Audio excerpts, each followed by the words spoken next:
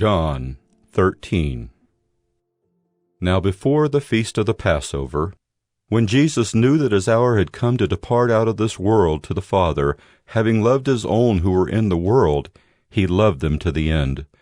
During supper, when the devil had already put it into the heart of Judas Iscariot, Simon's son, to betray him, Jesus, knowing that the Father had given all things into his hands, and that he had come from God and was going back to God, rose from supper. He laid aside his outer garments, and taking a towel, tied it around his waist.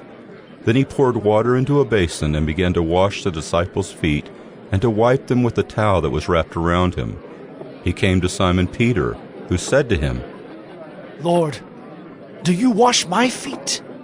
Jesus answered him, "What I am doing you do not understand now, but afterward you will understand." Peter said to him, "You shall never wash my feet." Jesus answered him, "If I do not wash you, you have no share with me." Simon Peter said to him, "Lord, not my feet only, but also my hands and my head."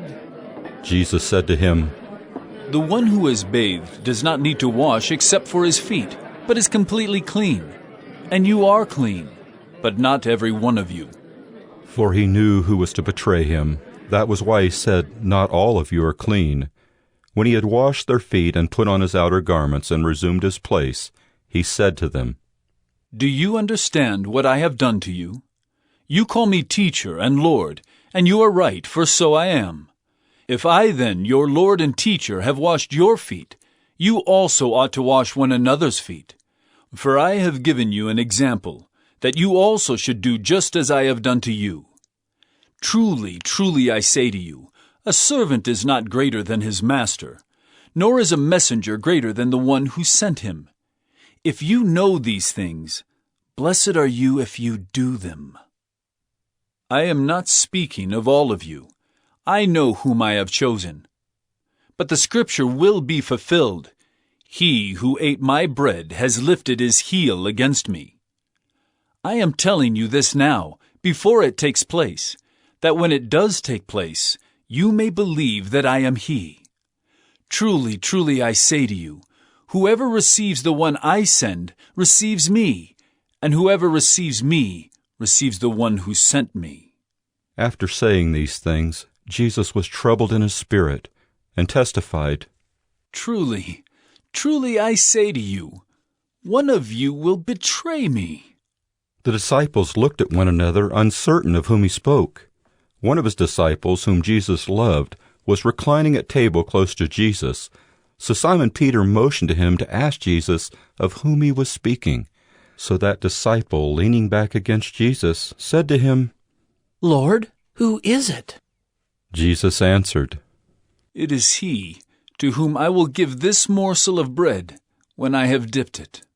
So when he had dipped the morsel, he gave it to Judas, the son of Simon Iscariot. Then after he had taken the morsel, Satan entered into him. Jesus said to him, "What you are going to do, do quickly." Now no one at the table knew why he said this to him. Some thought that because Judas had the money bag, Jesus was telling him, "Buy what we need for the feast," or that he should give something to the poor. So after receiving the morsel of bread, he immediately went out. And it was night.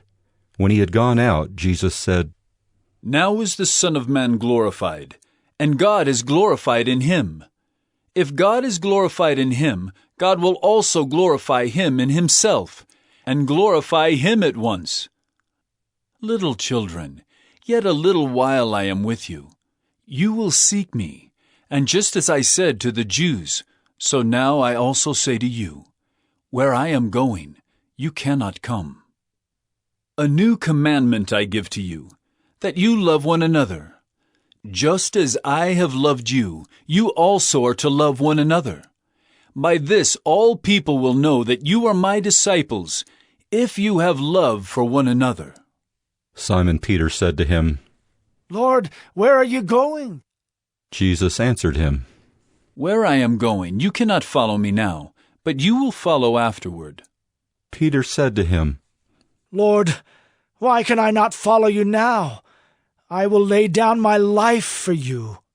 Jesus answered, Will you lay down your life for me? Truly, truly I say to you, the rooster will not crow till you have denied me 3 times.